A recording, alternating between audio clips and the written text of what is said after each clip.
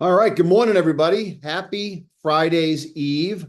Thank you for joining us on what we refer to here in the office as Java with Jay. This is sort of a monthly thing that we do where we pick up on a topic, something that's come up in the office somewhat recently or somewhat of a timely manner. And we put it out there for everybody so that they kind of get a sense of what's, kind of current topics that are happening in the office. And the idea is to do this early in the morning. We sort of jokingly say that this session should last about as long as it takes everybody to finish a cup of coffee, whether that's Irish coffee or not. That's up to you guys. We don't make there's no judgment here.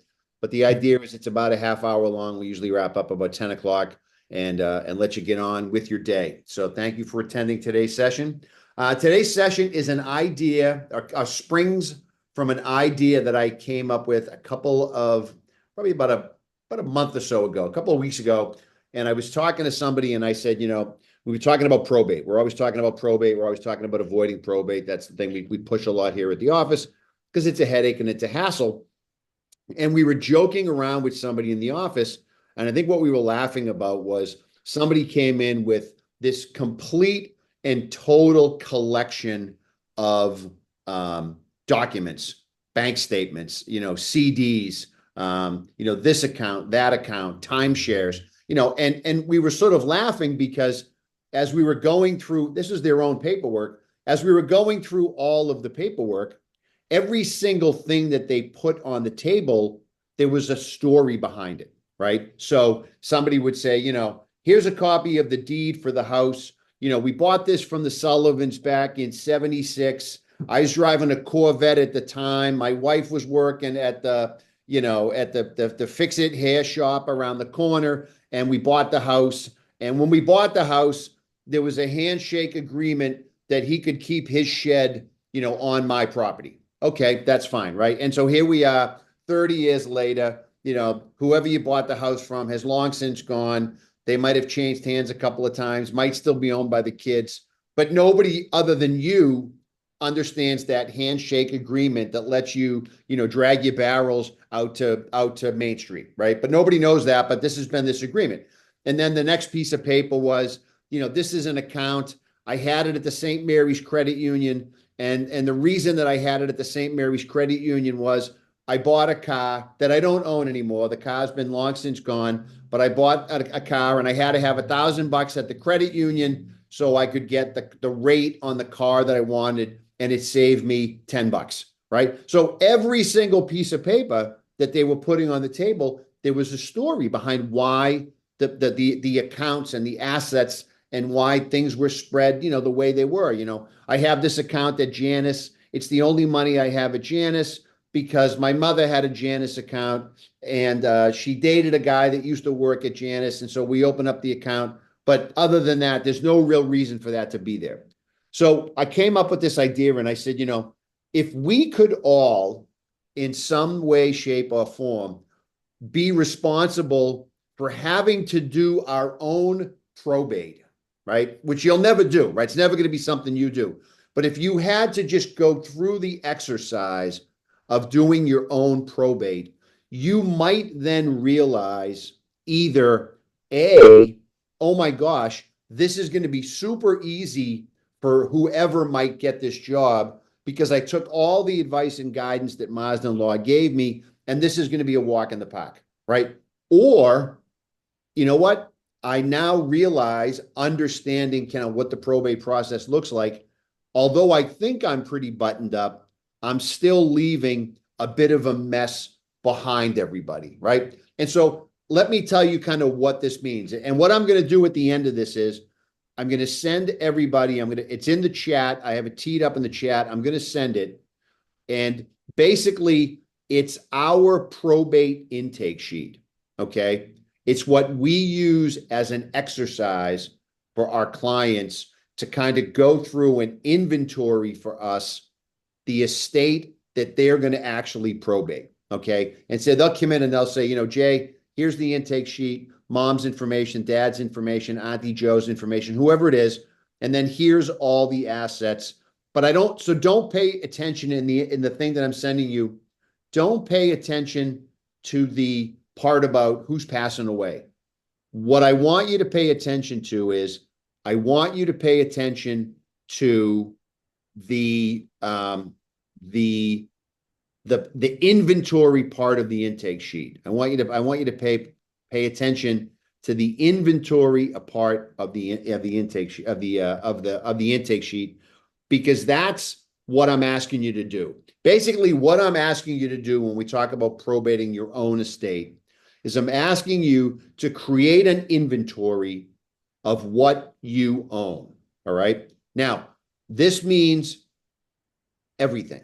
Okay. So if you own a timeshare up in Sebago Lake, put your timeshare in the intake sheet. If you have a CD that's worth $500 at the local Middlesex Savings Bank or Sudbury Savings Bank or wherever you keep your money, put that on the intake sheet. If you have a safety deposit box, put that on the intake sheet. All right. So it's an inventory, right? Cars, real estate. Don't worry about jewelry. Don't worry about cuckoo clocks. Don't worry about candlesticks. I'm not worried about those things. I'm talking about the things that we would have to go and get somebody's approval from the probate court to go and get these accounts. So you're going to do two things. You're going to do the inventory, and then next to the inventory, there's a line that says, how do you own these things? And there's a couple of options. One of the options is I own it individually. One of the options is I own it as a trust. One of the options is I own it jointly. And then one of the options is I own it as what's called tenants by the entirety. If you own it with the trust, it's not a category, but make it a T for trust. And here's what you're looking for. You're looking for things that you own individually in your names alone. Those are the things that if you're looking to be super organized and leave a very neat and orderly administration of your estate to somebody downstream, you're looking for the things that are owned individually in your name. And why is that? Because those are the things that your will applies to. If you own something joint, it's going to go to the surviving joint owner. If you own something in a trust, it's going to go according to the rules of your trust. If you own something as joint tenants in common, which is something you don't see a lot, but you usually see it around real estate that you might own with another relative. So people own a place in Maine with their brother or their sister. They might own that joint tenants in common. Put a star next to that. That's something that you want to have a conversation with somebody about how should you own that. And then anything that you might own individually, put a big star next to that, because if something ever happened to you, that's the stuff that somebody is going to have to go to the probate court and get themselves appointed as your personal representative to go access that account. Okay? It's not about the dollar amount, whether it's 10,000 or 100,000 or $1 million. If it's owned individually, somebody's going to show up at the bank, somebody's going to show up at Fidelity, and they're going to say, my loved one had an account with you guys. It was in their name alone, individually, and I need to access the account. And the bank is going to say, nothing I can do for you. Fidelity is going to say, nothing I can do for you. It's in their name alone. We don't know where it's supposed to go. We're in the money business. We're not in the probate business. Go to the probate court, jump through whatever hoops you have to jump through at the probate court, and come back here with a piece of paper with the judge's signature on it and then we will tell you what to do with this account. So remember, you're going to do an inventory, and you're going to go down the list, and you're going to highlight anything that you might own individually, and you're going to highlight anything that you might own, specifically it's real estate, that you might own as tenants in common. Those are the things that you want to think about and say, how should I change the way that I own these things so that they don't become a probate item downstream? Now, if you own a lot of things jointly with your spouse, something happens to you guys one at a time, everything is going to go back and forth to the other spouse.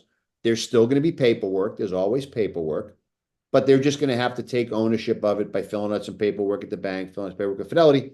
It's the individual stuff that you're looking for. Retirement accounts, IRAs, 401k, life insurance. What you're looking for there is you want to make sure that the beneficiary on those accounts is the right beneficiary. So if you and your wife are supposed to be the beneficiaries of your retirement accounts, make sure that's the case. If the kids are supposed to be the backup beneficiary on those accounts, double check that that's the case. There may be a scenario that your retirement account beneficiaries, maybe they're supposed to be a trust. Maybe they're supposed to be one kid instead of another kid because you're giving your estate to the kids in different ways. One kid's getting a house, one kid's getting an IRA, whatever that looks like. You just want to make sure that the beneficiaries are set up correctly. If they're wrong, if there's no beneficiary, then what's going to happen is that beneficiary is going to have to be the estate, and you're going to have to go through probate. Clients will say to us all the time, but Jay, I thought 401ks didn't have to go through probate. Well, they usually don't if the beneficiary information is correct. If there's no beneficiary information on there, then it needs to be updated. This is something that comes up in life insurance policies a lot, right? A lot of people, especially in Boston, it seems to be Boston because a lot of people have John Hancock policies, or they bought a John Hancock policy, or they worked for John Hancock a million years ago. John Hancock became Manulife. Manulife handed out to everybody who was a John Hancock policy holder. They were a stock company. So if you owned a John Hancock life insurance policy, you were considered a stockholder in John Hancock. When Manulife bought John Hancock, all those people who had policies not only had their policies stay the same, become a Manulife policy, but they all got shares of stock from Manulife because they were John Hancock policyholders. So we see all these cases where people come in and say, and my mother had $10 dividend checks that were coming in from Manulife all the time. She never bought Manulife. She didn't know how she got the Manulife stock.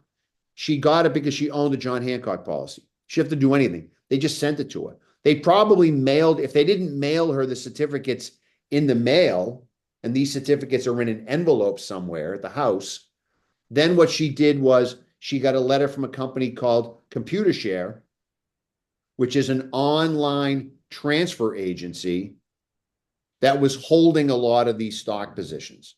So a lot of people get these Fidelity statements or Schwab statements, and they get their bank statements, and then they get these foolish ComputerShare statements that don't make a lot of sense. They're hard to decipher, but it's because somebody had telephone stock, Manulife stock, some stock that never went to Fidelity. It stayed on the books of this transfer agent.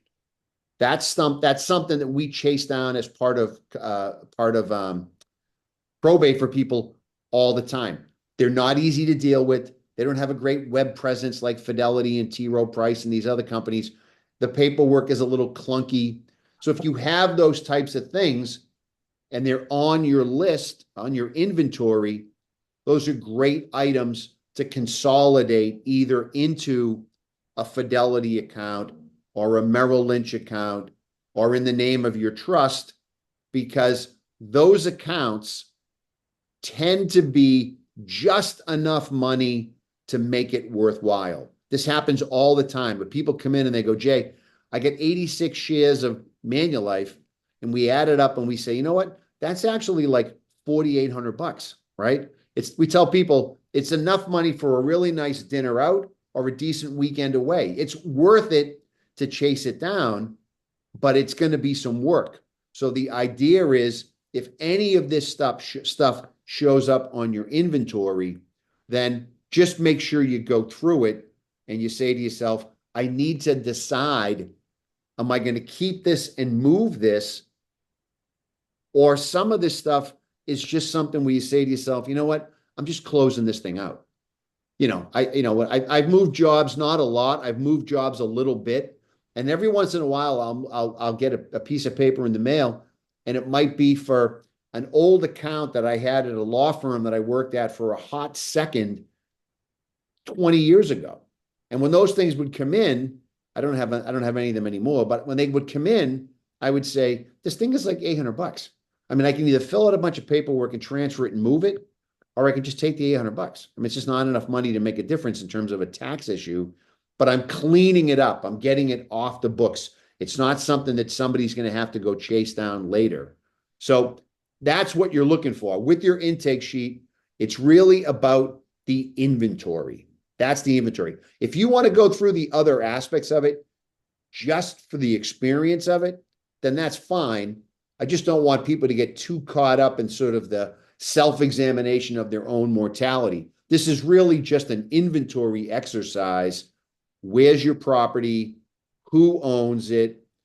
If you have personal stuff that has some real value, then maybe there's a conversation. We jokingly tell people, you have two options, right? You either have a picture hanging on the wall and it's dogs playing poker and it's not worth that much, or you have something hanging on the wall that was from the Isabella Stewart Gardner Museum heist that's worth $20 million. Those are different conversations, right? Those are different issues to think about. So, you go through that as part of the inventory and say, do I have stuff that has real value? There's a category for automobiles, boats, and RVs. Automobiles, cars, they can't live in your trust. Boats, they can't live in your trust. They have to live in somebody's name alone. The RMV, DMV, they make it really easy for husbands and wives to put cars back and forth between each other as a surviving spouse. It's paperwork. It's RMV paperwork. It's not probate court paperwork. But if you have a car in your name and you don't have a spouse, that's going to be a probate item. It's not a big deal. The probate court has sort of in their eyes, a somewhat expedited process for that for a car. But again, don't get too caught up in it. We can always put somebody's name on the deed, but that's how you handle automobiles and boats. Stocks and bonds, those accounts, we love to see those accounts live in your trust. Makes it a lot easier. If they don't live in your trust, or if there's a reason they shouldn't live in your trust, then let's just make sure that they live in some joint ownership or ownership with a named beneficiary. Bank accounts, we don't get too caught up in the bank account world. What we try to suggest people do is have a joint owner, or maybe if the kids are older, one of the kids as the beneficiary on the bank account. And the reason is for this. If something ever happens, the kids can walk into the bank. They can take out the $8,000 that usually lives in there. Most people use their bank account as their operating account. Money comes in, money goes out, money comes in, money goes out. So the idea is you're just going to make sure that there's a name on there so the kids can walk in and take the money and pay the final bills. Again, it's only on the bank account. The reason we do it this way is if your kid was up to no good and they went into the bank and they just took $8,000 and put it in their pocket and said, I'm not sharing this with my siblings, it's not the end of the world. Fine. They're not going to get invited to Thanksgiving dinner, but they're not going to do that with your big accounts or your real estate. That's where it becomes a real problem. If they put their thumb on the scale for some money in your checking account, that's fine. Someone's going to have a harsh word for them, but then it's not going to be the end of the world. It's not going to destroy things. Life insurance, we talked about. Annuities, we talked about. Make sure that you've got just the right beneficiaries on those policies. And then there may be a decision to be made. You may have some old life insurance policies. Some of them might be whole life policies that you're still paying benefits on, premiums on. That the question is, do you even still need the life insurance? Most people get life insurance at a certain point in time where they need it because if they pass away, they want to create an instant estate for their family. Now that you've reached a point where hopefully your 401k has grown, you paid off your house, there may be an opportunity to say, do we even need these policies anymore? Maybe we trade them in, maybe we close them out, maybe we use that money to do other things, depending on how much those policies look like. There could be some money in there that could be used to purchase long-term care insurance. People switch their life insurance policy that they don't need anymore for long-term care insurance or something like that. So that could be something you do. This is important. Business interests. We've been talking about this a lot with people. If you have a side hustle or a business that's either an S corp or it's an LLC or something like that, you want to make sure that you have an operating agreement that explains what would happen if you weren't around. You can put shares of an LLC into your trust. We can talk about we can have a separate session about how that transaction gets papered. But think about it this way. If you own shares of Tesla in your Fidelity account, the way you get those shares of Tesla into your Fidelity account is you change the ownership of your Fidelity account to the name of your trust. If you have an LLC, you have to assign the shares of your LLC to your trust. You don't have a brokerage account to do it with like you would with your Tesla shares. So it's paperwork that just lets the world know, not only do I have an LLC set up, but these shares, I have assigned them to my trust. There's a section on there for safety deposit boxes. Here's why the safety deposit box is important. If you have one and you have 2 names on the card that gets in the box, or you have 3 names on the card that gets in the box, that's better. The probate court assumes inside that safety deposit box, there could be $10, there could be $10 million, right? We obviously don't know. That's why it's a safety deposit box. They make you jump through a lot of hoops at the probate court to get access to a safety deposit box.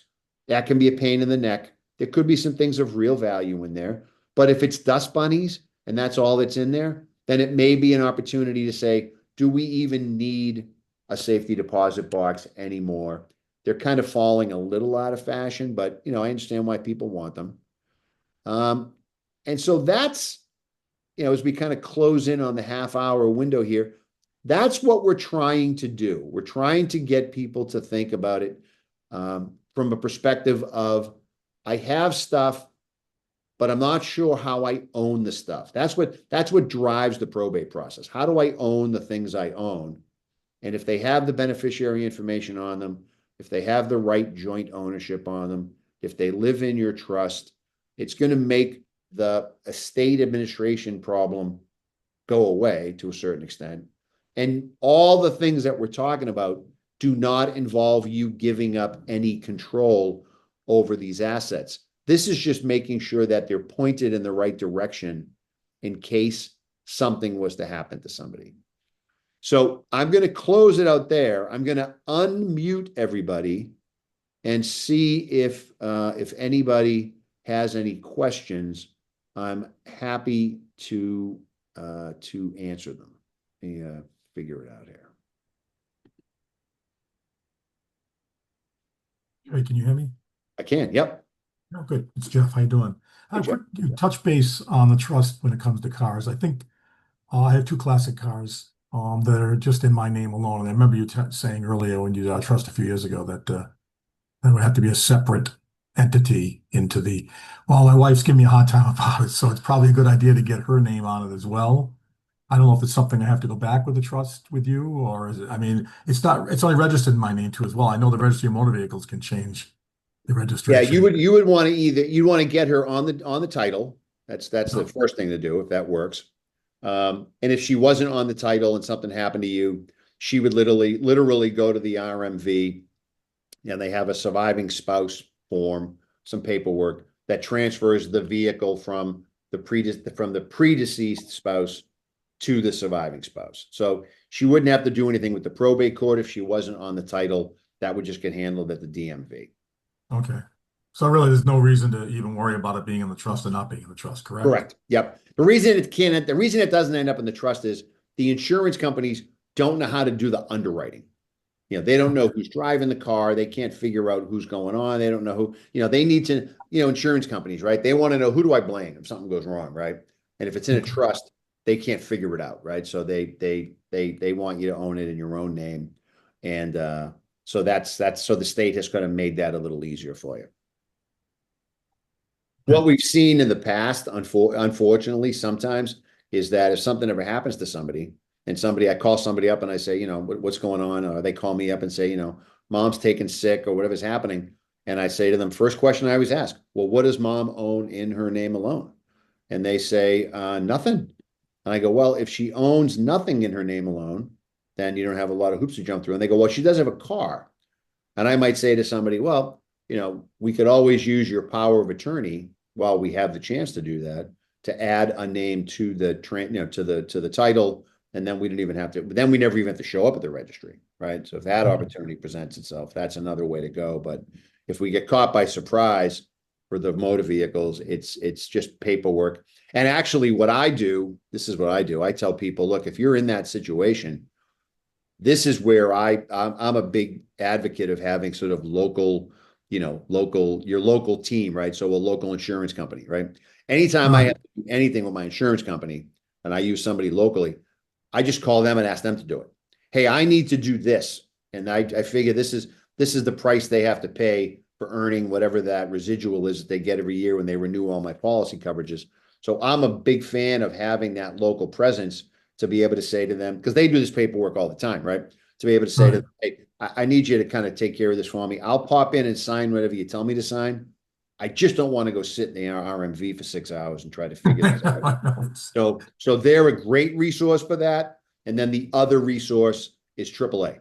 If you have a AAA card, for those of us who are local, they have an office in Franklin, and you can Yep. go in there and do a ton of stuff, and it doesn't feel like you're at the RMV, right? It's a little bit more user friendly. Yeah. So you don't feel like you're in Gen Pop. That's a little bit better, right? So you can kind of do that. That's kind of how I would go with that. That's what Okay. I would do. I appreciate that. Thanks. I don't know if anyone else has any other questions. I wanted to take up another minute of your time real quickly. And does anyone else have any other questions without delaying everybody? If anybody has questions, just unmute yourself, and I'm happy to answer them. Looks like Joe might have one. He's not unmuted. Gotta unmute him. Okay, Jay, I have a bunch of savings bonds. I'm not sure she's Oh, on great point. So savings bonds in US. two names, the survivor of those folks would be able to go in and cash the savings bonds out. My own personal opinion, coming from the Fidelity world, I get the idea of the savings bonds. I totally understand. But you used to be able to go to a bank, they'd close them out for you, they'd give you some cash, and out the door you went. They don't really do that anymore. So I think savings bonds are one of those things where you say to yourself, do I want to keep owning these savings bonds, or am I going to cash them in and then work them into a CD or a bond fund at Fidelity or something like that? Because you just want it to be you want it to be more liquid than the savings bonds, because sometimes you got to take the savings bonds, you got to insure them, you got to mail them into the registry, to the treasury, got to make a bunch of photocopies of everything. I mean, it's work.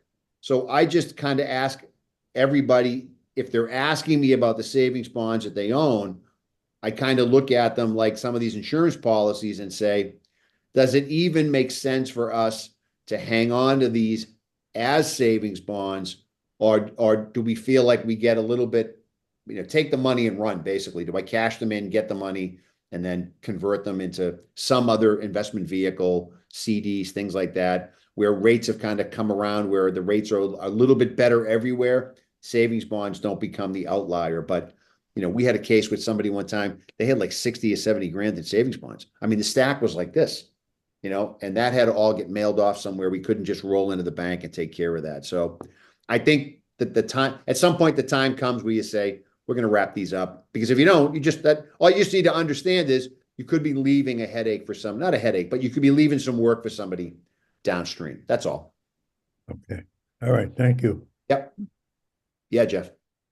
I was going to say real quickly, I was at the Milford Car Show this past Sunday. Right, I don't know if you heard of it all or not. And I ran I knew it into was coming up. I think I saw it advertised. Yeah. Yeah, it was last Sunday. I ran into a gentleman, and he's an attorney in Holliston. I think his name is John Locke. Does that ring a bell with you at all? Or It does ring a bell. Yep. he knew you pretty well. I told him I knew you and stuff like that. He said, "Oh yeah." He says, "It goes." I knew we were having this get together today. I said, "I'm gonna mention your name." He said, "Oh yeah." He goes, "I know him really, really well and stuff." He's an older gentleman. Well, he's probably our age. I shouldn't say he's an older gentleman, Yeah. but Hold on. Go easy, Jeff. Come on. We're not there yet. sorry. No, and I wanted to make sure I let you know that I ran into him and stuff like that. He goes, "Yeah, tell him I said hi." He said, "Our paths cross every now and then." He goes, Yeah. but Yeah. I think, anyway, I think, I think, I think you're right. Our paths cross every now and then, but I think, I'd have to look up my contact info for him. But if yeah, if you you see him definitely in knew your travels, yeah, give stuff. him Because a he knew heads stuff up for about you. He me. knew you were opening up the office in the Cape and stuff like that. And I said, "Oh yeah." He's down there. He goes, he gets around. So yeah, I just wanted to pass that on. He wanted to Thank say you. hi. Appreciate it. Yeah. Good to hear. Good to hear. Anybody else while we got time? All right, seeing none. I was going to say I'd let you guys go back to your beautiful sunny Thursday afternoon, but that's not the case anymore. I guess we have to pick one. It's New England. We can't have everything, right? It's either going to be 90 and sunny and we're all dying, or it's going to be rainy and let's go for weekend 15. So thank you for attending as always. We'll keep you updated on new ones that we come up. If there's any topics or any ideas that you want to hear about specifically, let us know. We'll chase them down. And then, as always, we'll keep trying to come up with some fresh material. I hope this was helpful for everybody. And if you have any questions, as always, don't ever hesitate to call the office, 508-858-5324. Have a great day, everybody. Take care. You too, Jake. Thank you. Thanks, Jake. Bye-bye.